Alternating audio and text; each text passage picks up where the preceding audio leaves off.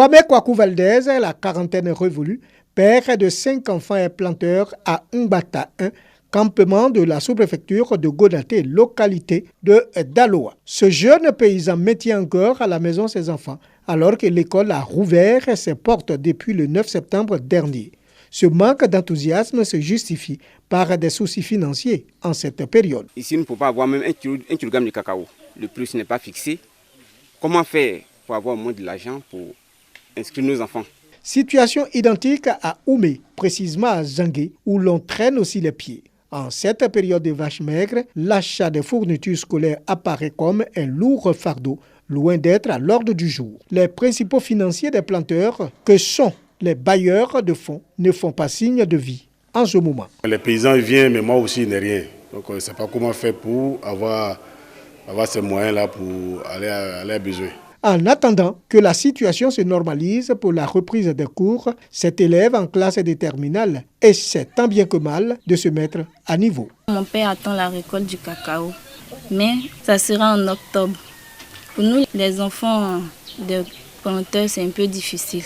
Autre facteur qui éloigne certains fils de planteurs à l'école en cette rentrée de classe est l'inadaptation de la période de la rentrée scolaire à leur calendrier agricole. Je vois la rentrée par rapport à nos parents qui sont agriculteurs, qui sont dans une zone de cacao. Une fois le prix n'est pas fixé, les parents ne peuvent pas venir. Force est de reconnaître que l'État de Côte d'Ivoire, dans sa volonté de donner la chance à tous les enfants de ce pays d'étudier dans des conditions normales, distribue à travers le ministère de l'Éducation nationale et de l'enseignement technique des kits scolaires. Cette opération véritable ouf de soulagement pour les parents d'élèves. Si on a offert les kits, alors les parents n'ont plus de raison de garder les enfants à la maison. Donc c'est pour cela que nous avons immédiatement instruit Madame l'économe et tous nos services de se mettre en branle pour que tous les kits arrivent dans toutes les écoles cette semaine. Le temps ne s'arrête pas. Il est utile et nécessaire de prendre des mesures pour s'adapter et éviter de pénaliser les enfants.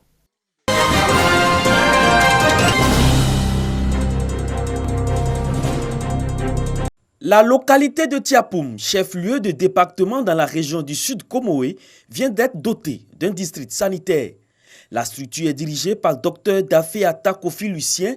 Il a reçu les charges des mains de Seka Assi-Léonie, directrice départementale de la santé d'Adjaké, dont dépend Tiapoum. C'est le préfet de Tiapoum, Kone Vakaba, qui a supervisé cette passation de charges. Il a appelé les populations à fréquenter les structures sanitaires du département qui, à ce jour, sont plus portées sur les localités du Ghana voisin pour les actes sanitaires.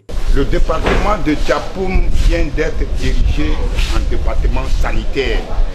Aujourd'hui, force est de constater que nous avons des médecins compétents, des infirmiers compétents, des auxiliaires de santé compétents pour faire le travail qu'il faut. Nous voudrons leur demander désormais de venir ici. Le district sanitaire de Tiapoum couvre les sous-préfectures de Noé, Nouamou et Tiapoum. L'offre sanitaire est constituée d'un hôpital général, 2 centres de santé urbains, 6 centres de santé ruraux et 2 dispensaires. Les autorités sanitaires de la région du Sud Comoé indiquent que même si des efforts restent à fournir pour le relèvement de leurs plateaux techniques respectifs, les populations peuvent être assurées d'être bien accueillies et soignées convenablement.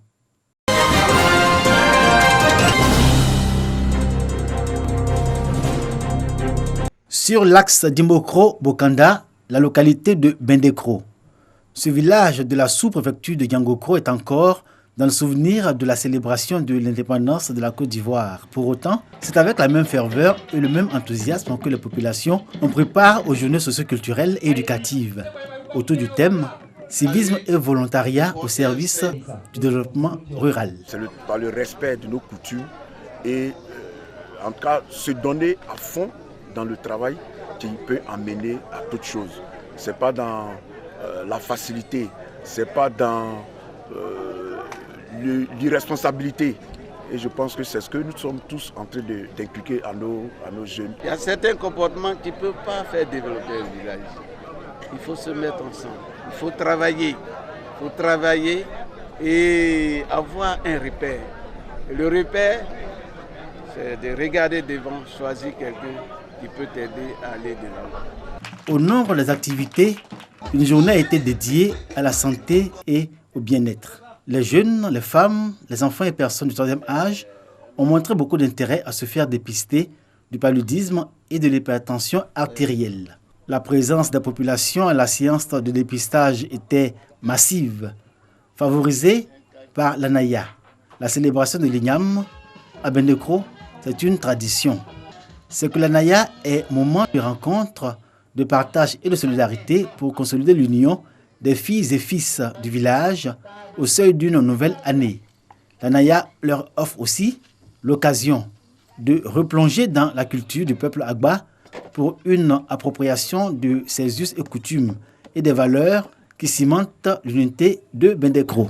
Comme c'est le baoulé, notre racine c'est l'igname. Donc, nous sommes heureux aujourd'hui. Il est important que nous jeunes, nous apprenons à connaître nos us et coutumes.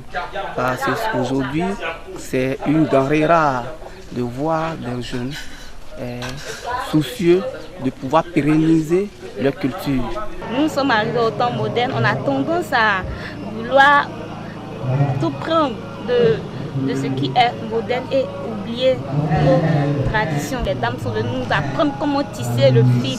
Moi-même, je ne connaissais pas. Donc ça a été une belle occasion pour moi de connaître ça. Donc, je voudrais que la culture soit encore plus valorisée.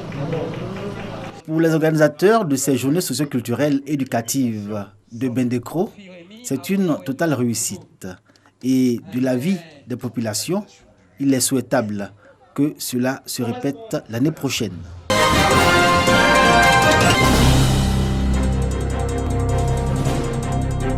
Consolider la cohésion sociale dans la région de la Maraoué autour d'un idéal, le développement. Pour ce faire, le budget du projet programme triennal 2020-2022 est adopté au cours de la 3e session du Conseil régional. Comme priorité, l'achèvement des infrastructures entamées dans le domaine de l'éducation, la santé et le reprofilage des routes. Nous luttons tous pour la Maraoué, pour le développement de la Maraoué. C'est pour le bien-être de nos populations. Et que c'est ensemble, main dans la main, que nous pouvons travailler pour la Maraoué. Considérons que nous avons chacun nos champs et que seuls nous ne pouvons pas cultiver nos champs tout seuls. Pour que la Maraoué puisse vraiment se développer. L'autonomisation de la femme et des jeunes fait également partie des priorités. Zionoula présente d'énormes potentialités propices au développement du maraîcher, des cultures vivrières et de rente. Une vision qui acquiert l'adhésion des cadres et des populations. Cette 3e session du Conseil régional de la Maraoué a été l'occasion de livrer du matériel d'électrification destiné aux localités de Garango et de Drikouaïfla.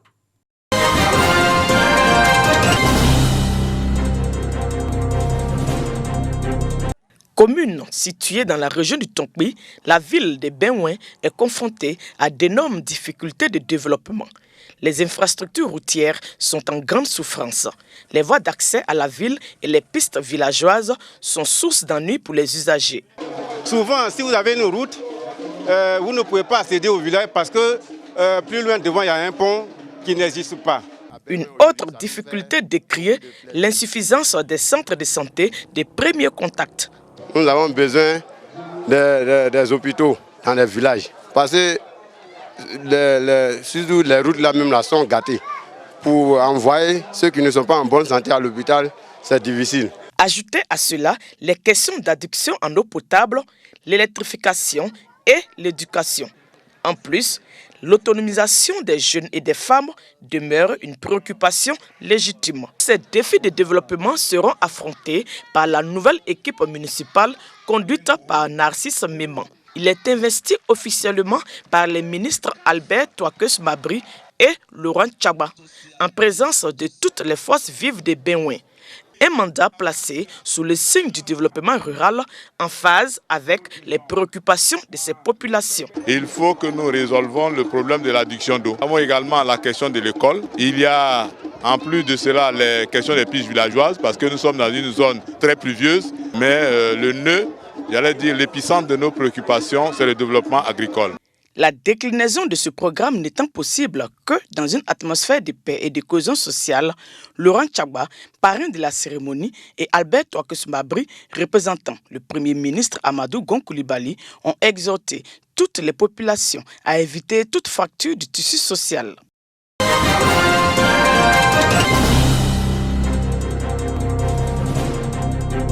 « 250 pèlerins du Hajj 2019 correspondant à l'année 1440 de l'Hégire ont été accueillis et célébrés à la grande mosquée de la zone industrielle à Bouaké. Une initiative du Conseil supérieur des imams Kozim de la région de Bouaké. Ces pèlerins ont reçu les félicitations des imams et des guides religieux qui les ont invités à préserver les acquis du Hajj et à multiplier les prières et adorations pour la paix, la stabilité sociale et le développement de Bouaké. C'est un débat pour nous,